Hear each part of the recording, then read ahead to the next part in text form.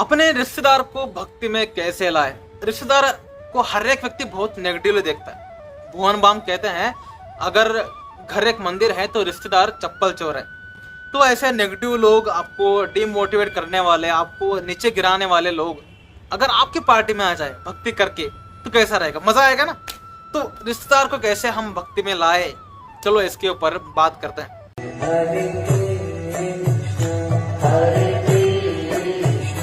पहला, जब भी रिश्तेदार आपके घर में आए तो उनको हमेशा कृष्ण प्रसादम ही खिलाइए। उनके जितना भी औपचारिकता आपको करना है करो, लेकिन जब खाने की बात आए तो कृष्ण को ऑफर करके उनको खिलाइए। जितना भी आप जो भी लाएंगे उसको श्री कृष्ण जी को ऑफर करके ही खिलाइए। इससे क्या होगा, उनके अंदर कृष्ण प्रसादम की बीज जाना शुरू कर देगी। तो नॉर्मली आप समझो आपके रिश्तेदार नास्तिक हैं जिसके वजह से आपको भक्ति में रोक रहे हैं, और एक नास्तिक व्यक्ति का जो हृदय होता है वो एक बंजर जमीन की तरह होता है।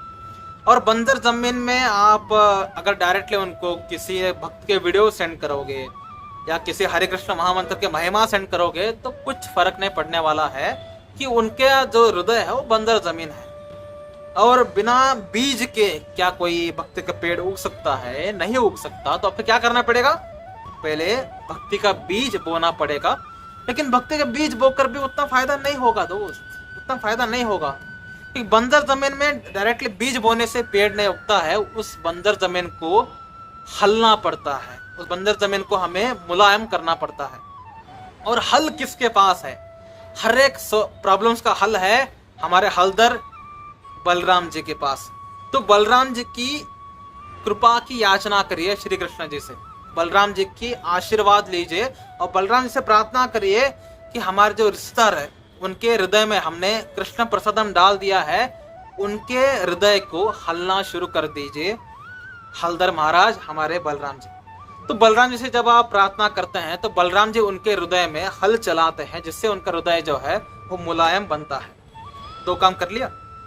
थर्ड काम आपको करना है, अब जाकर के उनके हृदय में पानी डालो। आपने बीज डाला, आपने जमीन को भी हल्का कर दिया, अब क्या, पानी डालिए। पानी क्या है?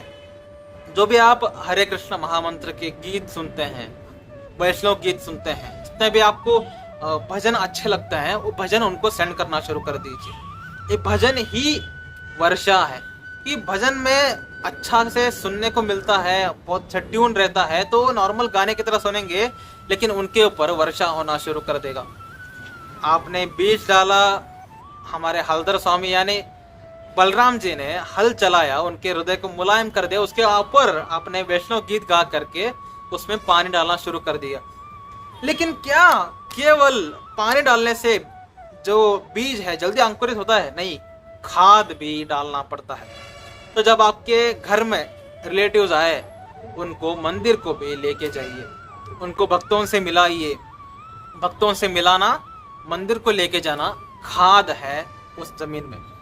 जब आप ये चार काम करते हैं तब जाकर के परफेक्टली आपका जो रिलेटिव है वो भक्ति में आ सकता है। एंड वो ये सीक्रेट जो है अपने रिलेटिव से शेयर मत करना दोस्त, ये केवल आप और मेरे अंदर है, ठीक है। चार काम, बीज डालो, बलराम जी की कृपा की याचना करो, वैष्णव गीत सेंड करो और भक्तों से मिलाओ। अगर भक्तों से नहीं मिला पा रहे हो तो भक्तों के वीडियो भी सेंड कर सकते हैं, ठीक है। ये चार काम करने से आप किसी भी रिलेटिव को अपने पार्टी में ज्वाइन कर सकते हैं, ठीक है। उसके बाद आपको रिलेटिव्स की निंदा करने की जरूरत नहीं है, रिलेटिव्स भी आपकी निंदा नहीं करेंगे क्योंकि सब के सब आपके पार्टी के होंगे, ठीक है। जय श्री कृष्ण।